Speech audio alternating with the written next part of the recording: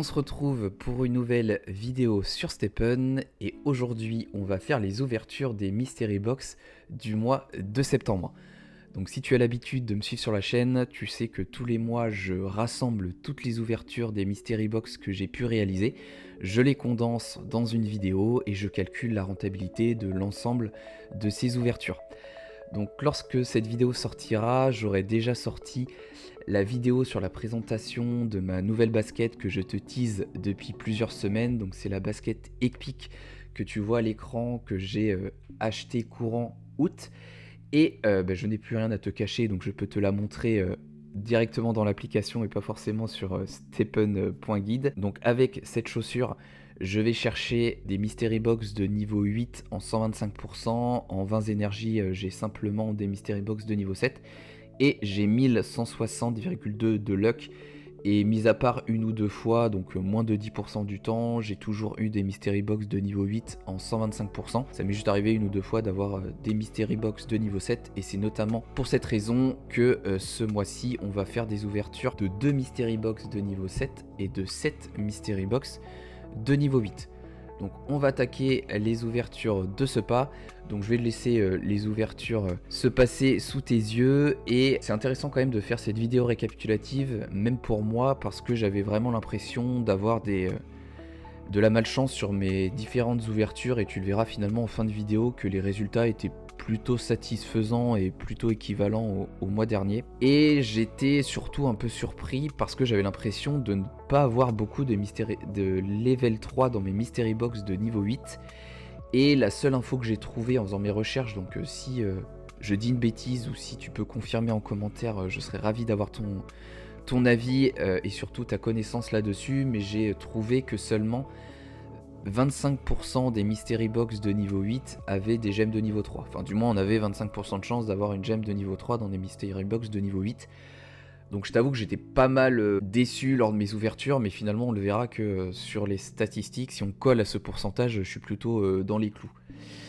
Et ce mois-ci, j'aurais eu une gemme de niveau 3 de confort, donc que je n'ai pas vendu car il me manquait une gemme de niveau 3 dans mes sockets de confort. Donc si tu l'as rapidement vu sur l'introduction, du coup j'ai 3 sockets de confort, j'ai une gemme de niveau 5 et j'ai 2 gemmes de niveau 3. Et les futures gemmes de niveau 3, du coup je les vendrai ou je les utiliserai pour réparer ma chaussure quand elle en aura la nécessité. Mais c'est vrai que c'est un avantage aussi d'avoir des grosses chaussures, c'est que ma basket Epic, je l'utilise depuis 2 mois et j'ai à peine utilisé 15% de ses HP, donc finalement je vais pouvoir la réparer peut-être une fois tous les 6 mois en étant à 20 énergies par jour, donc ça c'est vraiment chouette. Même si la réparation coûte plus cher quand les niveaux de rareté sont plus importants. Donc on va arriver au terme de ces ouvertures avec la dernière, donc ça qui me sauve un peu cette gemme de niveau 3 d'efficience. Et du coup, une fois que les ouvertures sont terminées, si tu n'as pas vu les autres vidéos, en fait je te crée un petit tableau récapitulatif avec l'ensemble de mes Mystery Box. Donc tu vois les 2 Mystery Box de niveau 7 plus les 7 Mystery Box de niveau 8. Et je te fais un récap de toutes les gemmes que j'ai pu avoir dans les différentes Mystery Box. Je te donne le gain d'ouverture, je te donne le coût d'ouverture et finalement je calcule du coup le gain net pour savoir exactement ce que j'ai gagné avec ces Mystery Box. Encore une fois, je préfère le préciser, mais les gains d'ouverture et les coûts d'ouverture sont calculés au moment où j'enregistre la vidéo. Donc là aujourd'hui on est le 29 septembre. Donc le coût d'ouverture pourra peut-être varier si tu regardes au 10 octobre ou si tu as fait tes ouvertures en septembre. Et par rapport à la précédente vidéo, le coût d'ouverture des Mystery Box de niveau 7 coûte un peu moins cher parce qu'on a 31 GMT contre 33 le mois dernier.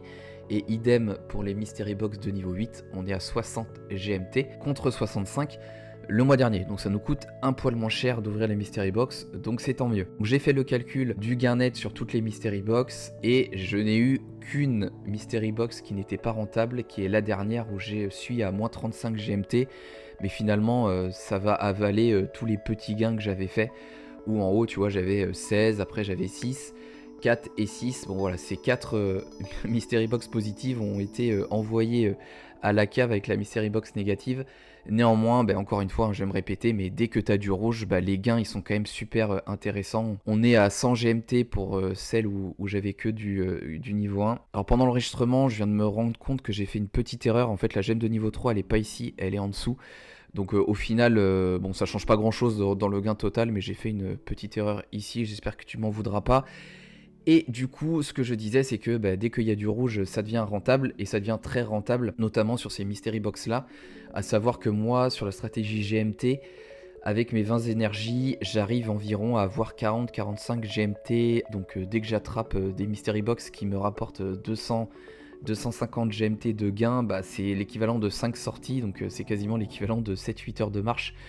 Donc c'est quand même assez sympa d'aller chercher ces grosses mystery box, même si certaines ne sont pas forcément rentables. Le bilan du coup de ce mois, il est un tout petit peu moins bon que le mois dernier, car le mois dernier j'avais réussi à gagner 673,5 GMT contre 613 ce mois-ci, donc ça me donne forcément un petit peu moins de Solana. J'étais à un peu plus de 5 Solana le mois dernier contre 4,5 ce mois-ci, et finalement aussi un petit peu moins d'USDC, sachant que je te l'ai déjà expliqué, mais je préfère swap mes GMT en Solana pour être un peu moins exposé au Move to Earn Stephen, et je stack pour l'instant mes Solana jusqu'au prochain cycle aussi, en espérant qu'il arrive le plus vite possible. Et pour conclure cette vidéo, je voulais te dire que j'avais hésité à aller chercher des mystery box de niveau 9 pour le mois à venir, donc le mois d'octobre. Pourquoi ? Parce que tu l'as vu certainement dans ma précédente vidéo quand j'ai tenté l'announcement lors de l'événement de Stephen Number 2.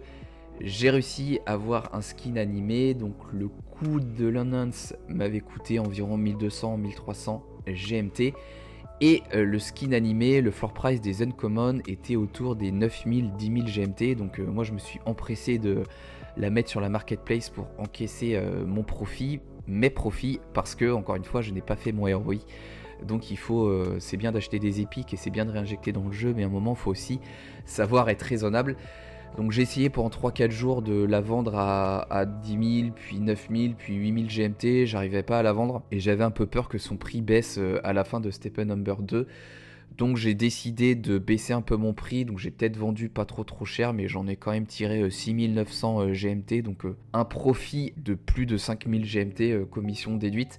Donc ce qui n'est pas négligeable, et ma réflexion c'était, est-ce que j'utilise une partie des profits pour m'acheter une gemme de luck de niveau 6 ? Et en 125%, ça me permettrait d'aller chercher des mystery box de niveau 9.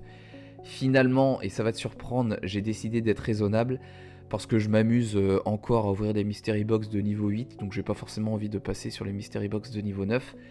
Si toi tu vas chercher des grosses mystery box de niveau 9, n'hésite pas à me donner ton avis. Dois-je passer des mystery box de niveau 8 à des mystery box de niveau 9 en termes de rentabilité ?